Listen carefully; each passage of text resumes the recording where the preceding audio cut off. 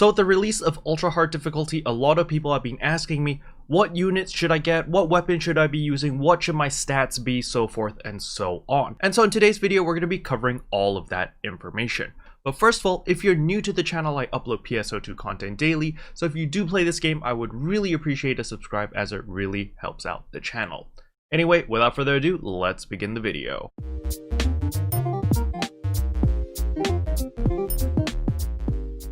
So the first thing I want to cover is my personal stats. So you can see here that I have 1620 HP, mainly because I have switched off the Hunter subclass and put on the Phantom subclass, so I did lose a little bit of HP. Also, my Phantom subclass is not max level yet. If we look over here, my Phantom is level 91, while my Braver is level 95. You do gain a little bit more HP when you hit level 95, so just keep that in mind. Next stat I want to talk about is your power stat. So if you're melee, obviously it's melee power, range power, tech power, so forth and so on. But you want your power stat to be at least 3800 or above. That way you're dealing decent damage to your enemies and you're contributing and helping your team kill things faster. Now, where did I come up with this magical number 3800? It's simply from my experience. Whenever my power was lower than 3800, I wasn't dealing significant damage, and I kind of felt like I was holding the team back because I wasn't contributing as much damage as I should be.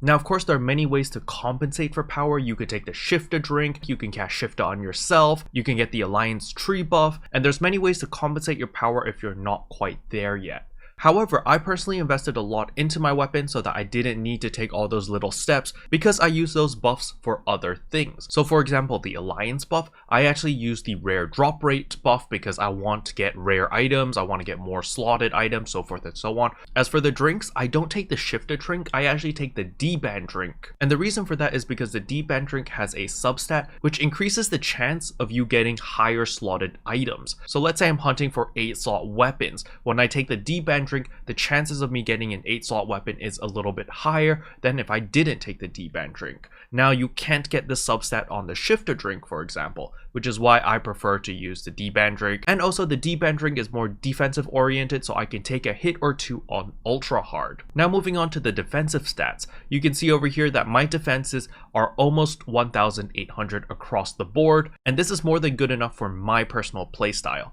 Now, if you are a ranged character, you can get away with much lower defenses and much lower HP, mainly because you're playing at a safer distance. But because I'm a melee class, I'm a braver, I'm always up close and personal. When the boss does a stun or a huge AoE attack, there's a lot less time for me to get out of harm's way than if you were a ranged character. Because if you're a ranged character, you can see things coming at a further distance, and thus you can act accordingly. While for me, I can just see flashing lights in my face as tons of explosions and stuff just happen in my screen, so I usually don't react in time. Which is why I have so much defense and so much HP, so I can take a hit or two because I don't have Iron Will anymore. While on the subject of Iron Will, your weapon is very important. So you can see over here that the weapon that I have is the Trailblazer Katana. The Trailblazer's potential over here is it refreshes my PP. However, if you're using an Atlas EX weapon, the potential for that weapon actually gives you 1 charge of Iron Will, which basically means that if you do take a fatal attack, you're going to live on 1 HP, so it is a cheat death. So if you do use an Atlas EX weapon, you have a little bit more leeway and you can sacrifice a little bit more defense for more damage if you want, or you can be like me and play super duper safe and do a lot of HP, a lot of defense, and like mediocre damage. Now, unfortunately, we can't do ultra hard on a lot of the existing triggers as well as urgent quests. However, we can do it on the Christmas event. So what I'm going to show you for the rest of the video is a clip of us doing the Christmas urgent quest on ultra hard and just showing you guys how hard things hit. Because if you don't have 1500 HP or above, the chances of you getting one shot is actually really high, but you'll see that in the video. But anyway, let's hop over to my second monitor and I'll break it down. So the first thing I recommend people to do is to feed your mag. A lot of people forget to feed their mags or forget their mags even exist. but it's very important to feed your mag mainly because of the trigger action. So you can see mine, that my trigger action on the bottom right screen right here, everything is HP recovery A, which means that my mag will constantly heal me for small amounts of HP, which is very, very helpful, especially when you're in the middle of a fight and you don't have time to take a potion, but you're like on critical health, and getting this small boost of HP is always super, super nice. So make sure to always feed your mag. In my case, I just feed my mag monomates because my mag's already at level 200, so I can feed it anything, it doesn't matter because my stats are already maxed out at 200 dex, as you can see over here, which is perfect for me because I play Braver and Phantom, which both benefit from dex mags. So here we go, we're gonna begin. And the way this urgent quest works is everyone sticks together and we like to go counterclockwise. Honestly, it doesn't really matter if you want to go counterclockwise or clockwise, just everyone be on the same page. For us, we go counterclockwise. I don't know why we decided to do it, but you know, it is what it is. And you're constantly going to get all these bosses to fight. So these bosses hurt a ton.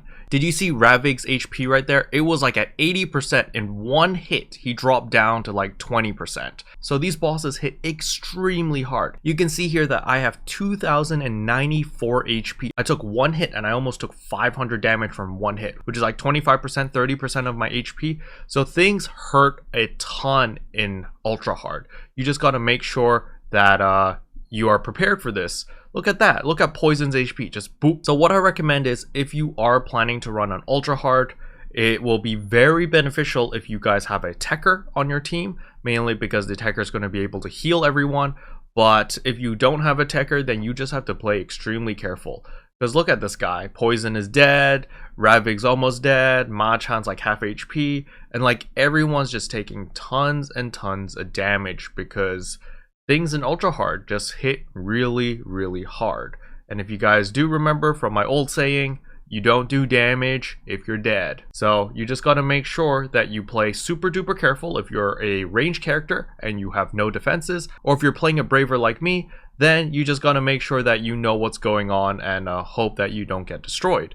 But as you guys can see, you know, when you're up close and personal with the boss, there's a lot of flashing lights and things kind of get out of control and you just don't really know what's going on, which is why I compensate with a buttload of HP as well as a buttload of defenses so that I can get away with a hit or two and you know, not get destroyed. So you can see that it does take quite a while to kill. So we're moving on, keep moving counterclockwise. And you'll see on the top right that there's a score system. So we're currently 920 out of 9,999. So if you do hit the max points, you will complete the urgent quest immediately. If you don't, after 10 minutes, the urgent quest will automatically end. However, the more points you have, the more EXP you'll gain, as well as there's a possibility of getting better loot because you kill more bosses in order to get a higher score.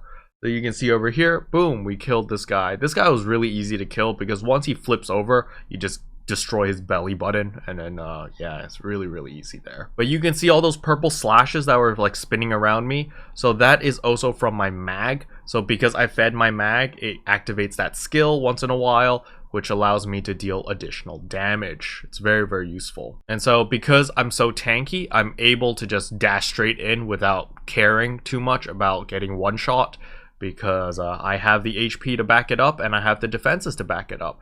And my damage is still relatively decent. I'm still able to pull off okay DPS. There's like 60,000, so forth and so on. There's a katana combat with 441,000. And yeah, so I'm still able to pull off decent damage while ensuring that I am safe so I can continuously pump out DPS. So when the timer goes down to like a minute or 2 minutes, it's usually a great time to use your Dark Blast because you might as well use it. Dark Blast also gives you a second life, by the way. If you do get killed while using Dark Blast, you don't actually die. What happens is you just get out of the Dark Blast form and you're good to go and you can continue on whatever you were doing earlier.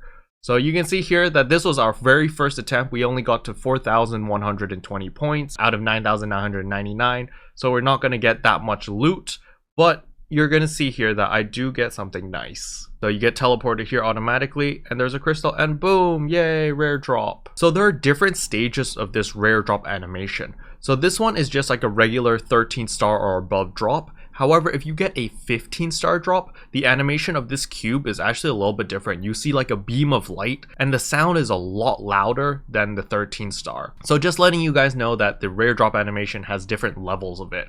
I didn't really know that till much later. So in conclusion, to do ultra hard, it really depends on your personal skill. If you're really good at the game and you're good at not getting hit, then you can maximize more power to do more damage. However, do keep note that if you deal more damage than everyone else in your party, you will get aggro. And if you do get aggro, the boss will focus on you until you're dead. So it's very important to keep note that, hey, if I do focus only on damage, I also need to be good enough to dodge all of the boss's attacks as the boss is focused on you. However, if you have anyone in your alliance that plays hero or main class hunter, then these two classes have an ability which can increase their aggro gain, so the boss focuses on them instead. So if you do have a very geared hero in your alliance, they could always activate that skill, and that way if you're a force main or a phantom main, you can just maximize pure DPS. However, at the end of the day, it really comes to your personal playstyle. I personally focused a lot on defense